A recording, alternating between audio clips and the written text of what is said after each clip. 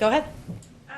A question about the situation on the border. It's now been 3 weeks since I think in this room you were first asked about getting us some press access. Why have we still not seen any images inside these facilities? We remain committed to doing that, and I think these facilities are overseen. HHS, of course, oversees the shelters. The DHS oversees the Border Patrol facilities, and we want to work with them to ensure we can do it, respecting the privacy and obviously the health protocols required by COVID. But even given COVID protocols and obviously privacy concerns, you know, even you all haven't released any images that you obviously could redact if you wanted to.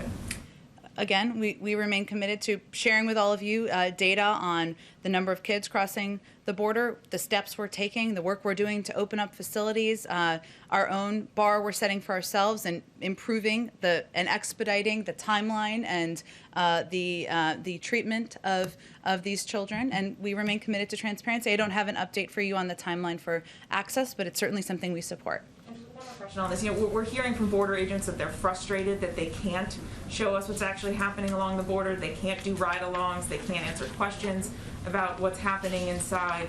It certainly seems like there's an element of secrecy here. Why? I certainly wouldn't characterize it that way. I know there's Border Patrol agents quoted in a lot of your stories, and you speak to frequently, and that's something we support. It's obviously there's a long tradition of coordinating with Department of Homeland Security, but if our policy is keeping people quiet, we are not successful, and it is not our policy to prevent people from talking. And just on one other topic, I'm wondering if you can explain a little bit the IRS's decision to delay the tax filing deadline by a month. What's the hope of the impact of this? Sure, I know we've seen some of those reports. I don't believe it's been confirmed or finalized quite yet. So I will let the IRS make their final decisions, and then if that is what moves forward, we're happy to speak to it. Go ahead. Thank you, Jen. I just kind of want to pick up on Mary's questioning over there. Is the White House or DHS instructing border agents to refuse ride-along requests from reporters? Because that's what a lot of our folks on the ground are hearing. Again, I think we've seen, watching a number of the reports you all do, a number of Border Patrol officials who are quoted in them, who are appear in them, and certainly from the White House, we support that. It's coordinated through the Department of Homeland Security, and I'd point you to them for any additional questions about the logistics of press access. But, our reporters used to be able to get ride-alongs during the Trump administration, and you all came in and promised to be the most truthful and transparent administration, and you all, oversee the Department of Homeland Security. So if you all wanted to grant access to the press, couldn't you just tell DHS to do it? Again, we fully support transparency, and I would encourage you to talk to the Department of Homeland Security about any requests you have for press access or what you're looking to accomplish at the border. Okay. Go ahead. Question. And one of the biggest criticisms of the Trump administration's Remain in Mexico policy was that it overwhelmed all these border towns in Mexico and created pretty dangerous living conditions for these migrants. And so now you have the exact same thing happening. Even though you all have rescinded that policy, these border towns are overwhelmed, and the president is saying, do not come. So how is the situation on the ground in Mexico any different? Well, the situation on the ground is certainly challenging, in part because we inherited a dismantled system that wasn't prepared for processing asylum requests, that had left in place the Remain in Mexico program, where people were in a camp that was did not have the conditions that we felt. But there are new camps popping up. Well, I think what I'm conveying to you is that we are less than 60 days, about 60 days in. We are working to repair what has been an unprepared and dismantled system. It's going to take some time.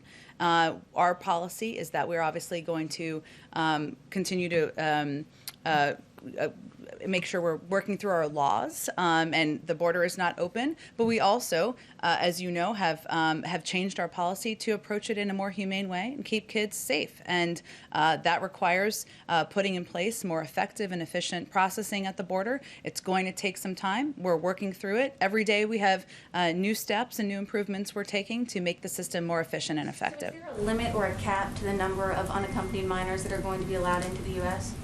A limit or a cap? So should we send some kids who are 10 back at a certain point? Is that what you're asking me? I'm not setting the policy here. I'm just asking you what the Biden administration's policy is. Is there a limit to the number of children that will be allowed in. I mean, the numbers we're hearing now, 565 on average every day. I'm just curious what the end game is here, how many ultimately would be allowed in. Well, I think where we are is we're focused on some of the very specific numbers. So when we came into office, there existed about 13,000 permanent beds in HHS or permanent and influx shelter system facilities during the last administration. Thousands of these beds, approximately half, were taken offline due to COVID. Staffing was also reduced to put it on par with the new reduced capacity. This was sufficient for the prior administration. This is how we got here, because they were expelling children in addition to families and single adults. We decided, as you all know, that we will be more humane about how we approach this. There wasn't operational capacity built. The prior administration also did not consider that there were other mitigation efforts like masking, improved ventilation, cohorting, and other measures that would contain the spread of COVID. There's now revised CDC guidance, which means there's greater capacity in these facilities where we can expedite getting children into them. We are taking steps to ensure that when kids come to the border, we look and see if they have a phone number in their pocket so we can call the family member and get them to those family members as quickly as possible. These are the steps that we're taking at this point in time. Our policy continues to be, we're not going to send a 10-year-old back across the border. That was the policy of the last administration. That's not our policy here. Go ahead. If unintentionally, in your commitment to keep these children under 17 or 17 under safe, if unintentionally, is the U.S. government incentivizing parents to send their children across the border alone because that is their best chance to enter and stay in the United States? Well, that certainly you heard the president say in this interview that he conducted that he is encouraging people not to come. Now is not the time to come. This is not a safe journey for people to take of any age. And he believes, as he talked about last night, that no parent is looking and just trying to make a bet on whether their kid can kind of make it. This is a very difficult and treacherous journey. Most of these kids are fleeing very challenging circumstances.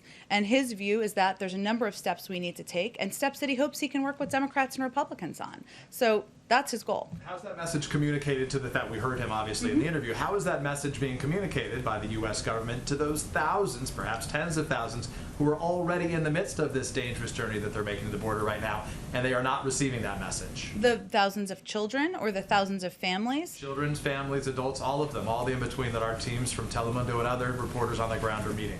Well, we convey with every official that speaks. Secretary Ali Mayorkas did an interview just yesterday.